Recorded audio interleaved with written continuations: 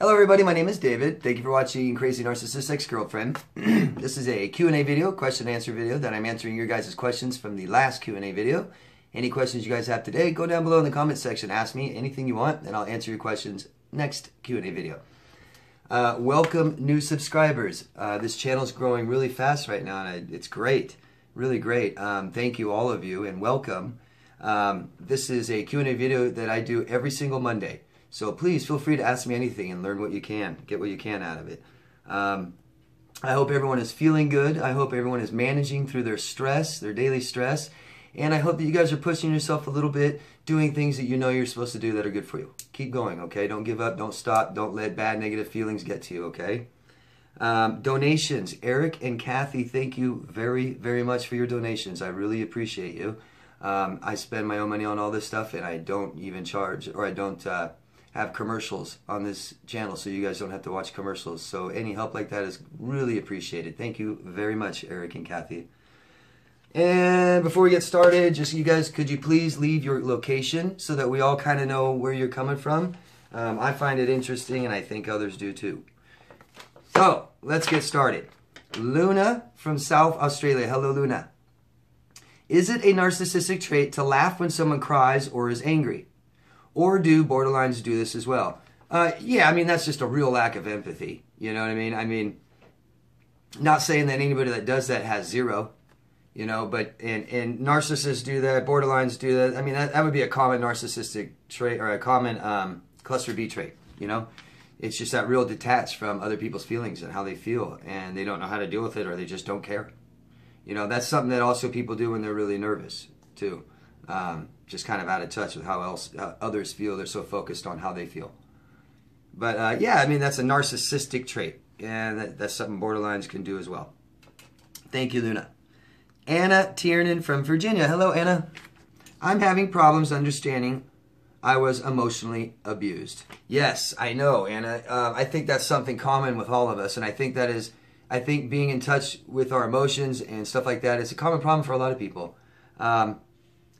Emotional abuse is not a tangible, identifiable thing as much as physical and sexual. We tend to believe that unless you're, you know, being physically harmed some way, that it's not abuse. And that's not true. We all know that. And I think emotional abuse is the worst. Something that some militaries do in different countries, maybe here, I don't know. But when they want to abuse a hostage for information or whatever they're doing, you know, they can go in there and they can abuse and hit and physically torture and things like that. Soldiers are really trained for this. That have to cross enemy lines. They're trained in case this happens. The part that really gets the person is when the abuser, this is what they do, they go in and they get to know the person, they talk to them, get personal with them, and then they start beating them, and then they say, I love you, while they do it. And that's what gets somebody to really break down. I think emotional abuse is worse than physical and sexual. I don't know, maybe not for a child. I don't know. It's just such a horrible thing. It's a horrible thing to identify. And I didn't realize it was happening to me. You know, I knew there was something wrong with her, and I knew what she was doing was wrong, and I thought no one would understand, and I thought it was just me that felt this way. Very confusing. And I understand that it's hard for you to understand. But keep looking into, you know, there's just so much, you know, neglect and abandonment are horrible in relationships, not just physical and sexual. The mental, the verbal, things like that. The real just making someone feel secure and then making them feel really insecure, like that. That's real emotional abuse. Thank you. CG from Ontario, Canada. Hello. I still have sadness and pity for my ex after 6 months. I'm still worried about him. And that is completely common. That's kind of why you got into this mess. We grow up as children, typically, people that have dated emotional abusers for a long time, typically we grow up in a childhood that we don't pay attention to how we feel.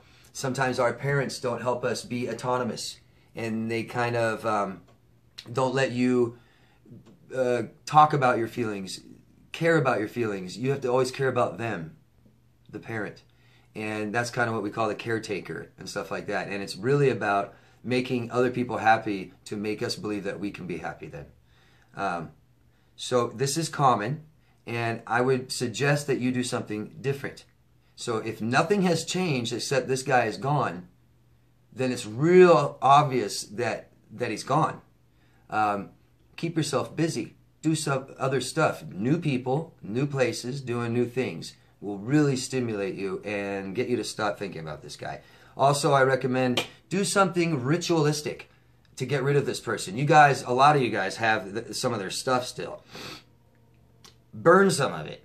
Make a list of some of the crappy things they did and burn that with it. And throw their clothes away, the rest of them. I mean, this tells your brain it's over, you know, and you can begin to heal. Okay? Thank you, CG. Sarah from London, United Kingdom. Hello, Sarah. How do you know you're in a real and meaningful relationship? And that's a good question, because if we've never been in one and we haven't really had that from our parents, how do we know?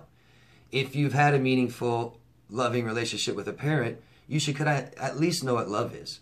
And you've been in bad relationships, so you know what that is. Okay? Yes, this might be new to you, but try to use logical thinking on what someone should be as a good person, not idealized, but you know, and then use your emotions and feel it. This is a time you really need to start, you know, feeling your emotions and allowing yourself to feel. We usually grow up not doing that. Okay, so keep feeling. Always ask yourself. That's why a lot of times I'll talk to people and I always ask, how are you feeling? How are you feeling? I'm trying to get people to ask yourself that and be aware of how you feel so you can change it. Instead of ignore your feelings, instead of ignoring how somebody makes you feel, instead of ignoring the bad things they've done to you, things like that, okay? But how do you know you're in a real and meaningful relationship? It should feel different. It should feel different. And a lot of people say it feels, you know, kind of boring when you're with a healthy person if you're not used to it. And I would just think that you've been through enough trauma. Wouldn't that be kind of nice for a change? Have someone reliable, consistent. Okay? Hope that helps a little bit, Sarah. Thanks. L from Boston. Hello, L. I have not blocked my ex yet because I'm still studying these people. Do you think this will set me back? Well, I'm not trying to call you out, but I've had many people tell me this, and it seems like what it really comes down to is cutting the cord with the person. If you want to study these people, there's plenty of these people out there to study.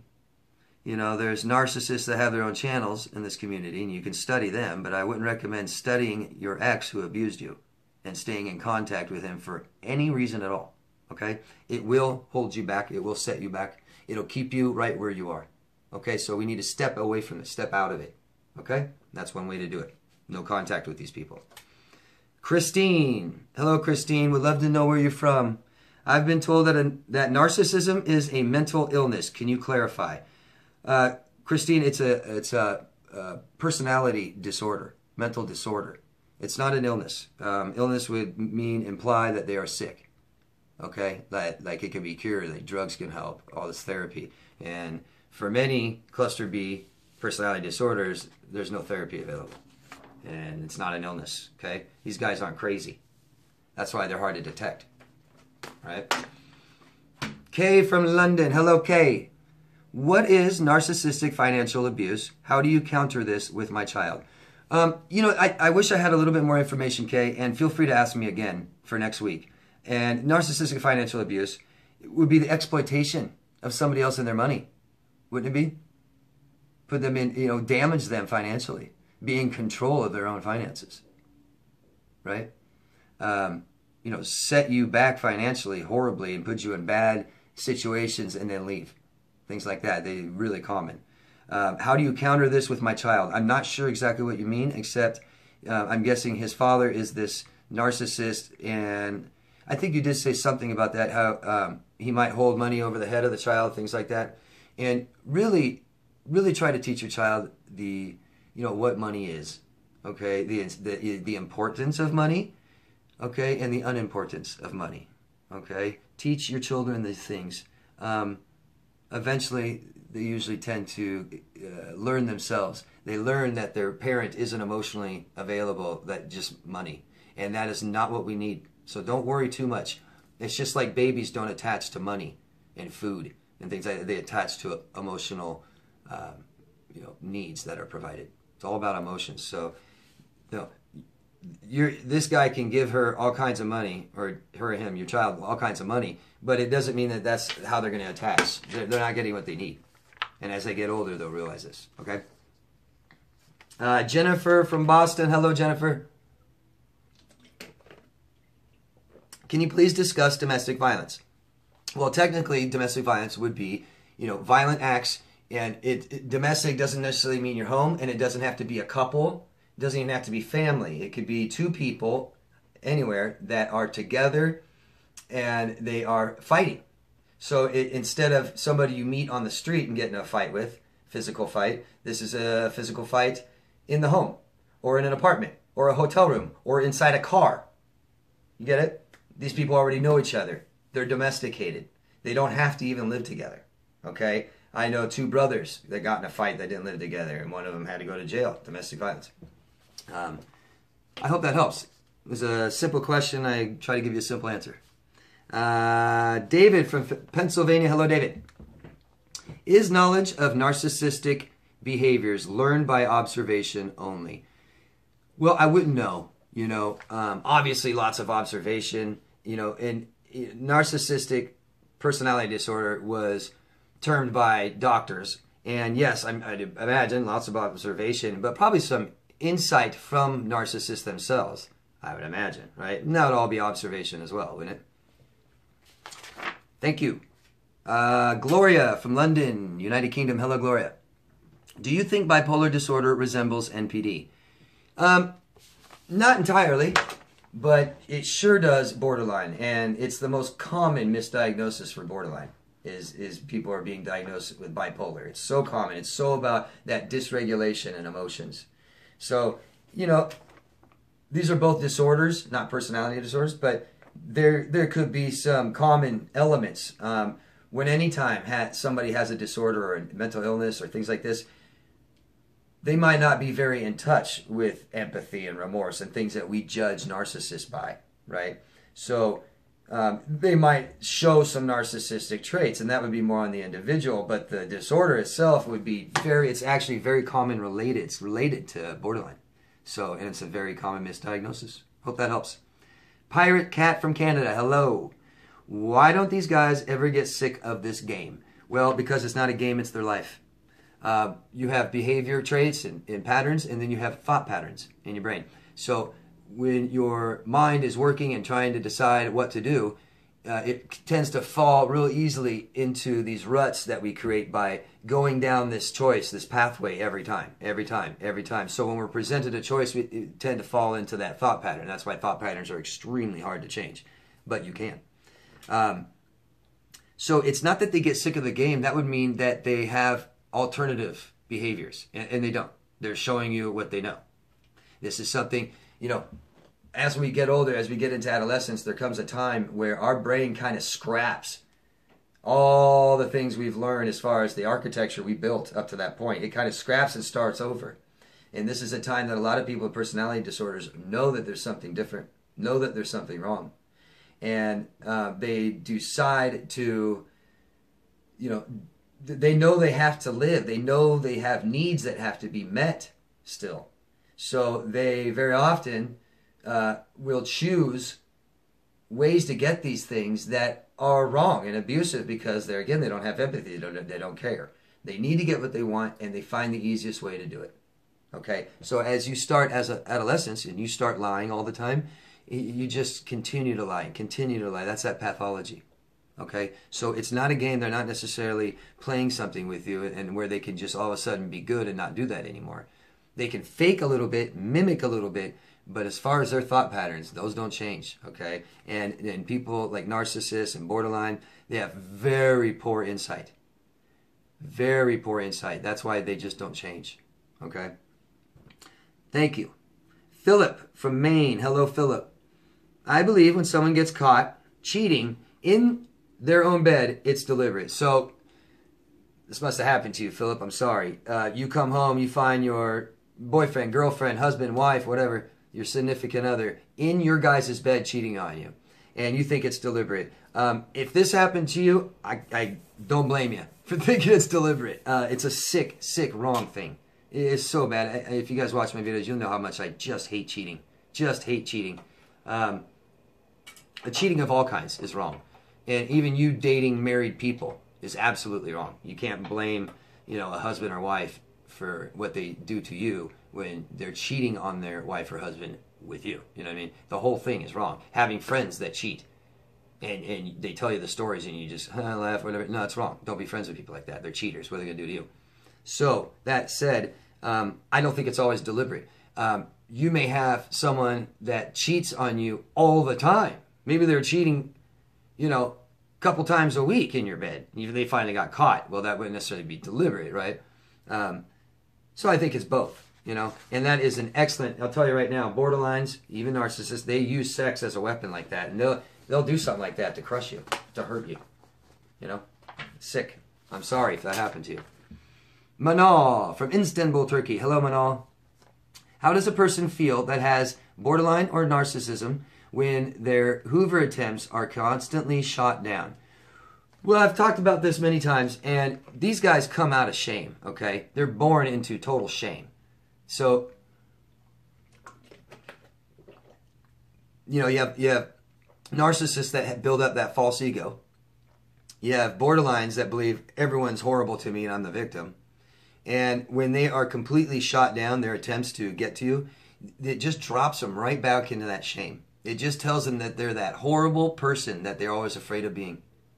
And it's really hard for them to deal with. And that's why they may continue and continue and continue to get you to finally accept them. These people have problems being accepted, So they feel horrible. It's the worst. It's called a narcissistic injury. Okay? Hope that helps, Manal. Shannon from South Dakota. Hello, Shannon. I believe narcissistic personality disorders suggest it can be cured, but we know it can't. I feel it's a mental disorder. Well, yeah. I mean, according to DSM-5, you're right. It's not treatable. But saying it's a disorder doesn't suggest that it can be cured. Tons of disorders, personality disorders, cannot be cured. You can't cure antisocial. You can't cure narcissism. You can't, and there's others in different clusters that they'll just stay that way. And some personality disorders are curable. You can help. But you're right, it's a mental disorder. It's not an illness. It's a disorder. It's a personality disorder. So you're right, Shannon. Okay, thank you. Dave from Baltimore, Maryland. Hello, Dave. I share a child with my ex, and she has been triangulating me with my uncle. How do I keep my son as mentally safe as possible?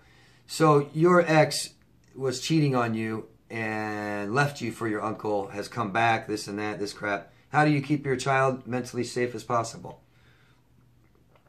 Therapy, okay? Therapy. You talk to your child as much as you can, and every single thing you do is with love. We don't talk bad about the mom, okay? Because children can't listen to that. They'll push you away. Try to keep your child away from her as much as possible. You could fight her in court if you have the money to try and get sole custody. If you have examples and reasons that she shouldn't have her child, that will really help, okay? But, this is just this is the worst, toughest situation of this experience for anybody, is sharing a child with them. I mean, thank God you have a beautiful child. But trying to co-parent, which doesn't exist, with these people is just impossible. It's just impossible, and I'm so sorry. We just sit and hope in that, the child grows up quick, right? Starts to understand soon, and doesn't have any kind of rights over that child. But that's my best suggestion. Fight it so that she doesn't see him as much as possible. Make sure your child is very loved, and educate and inform your child. Okay, I hope that helps. I'm going to stop part 1 now, and part 2 is coming up, so please stay tuned. Thank you very much. If you guys could, please vote for this video so I know how I'm doing, up or down, thumbs up or down. Please give me a comment, ask me any questions, I answer them next week. If you could, share this in social media, forums and groups, stuff like that. Put it in a playlist. All that stuff helps me, helps this information get out there for people that need it. I'll see you in part 2, guys. Bye-bye.